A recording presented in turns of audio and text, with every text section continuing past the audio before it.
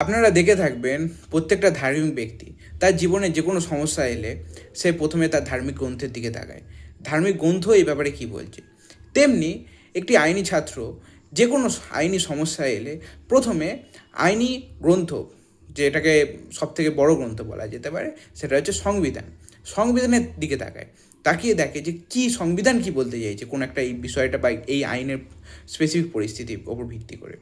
তো আগের দিন আমরা চর্চা করছিলাম যে ইকুয়ালিটি কী, ইকুয়ালিটি কীভাবে কাজ করে। তো এই বিষয়ে আমাদের সংবিধান কী বলে। আমাদের সংবিধান দুটো কনসেপ্ট বলে। আমাদের আর্টিকেল 14 কনস্টিটিউশনের দুটো কনসেপ্ট লেখা আছে, ইকুয়ালিটি বিফোর ল এবং ইকুয়াল প্রোটেকশন অফ ল।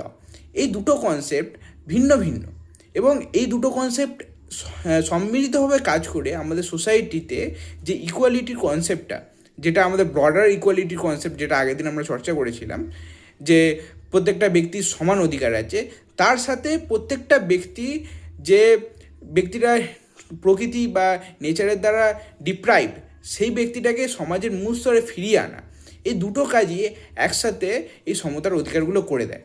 তো এই জিনিসগুলো একটা একটা করে, যে ইকুয়ালিটি বিফোর ল কী এবং ইকুয়াল প্রোটেকশন অফ ল কী, এই দুটো বিষয়কে আলাদা আলাদা করে আমরা পরের ভিডিওতে জানবো।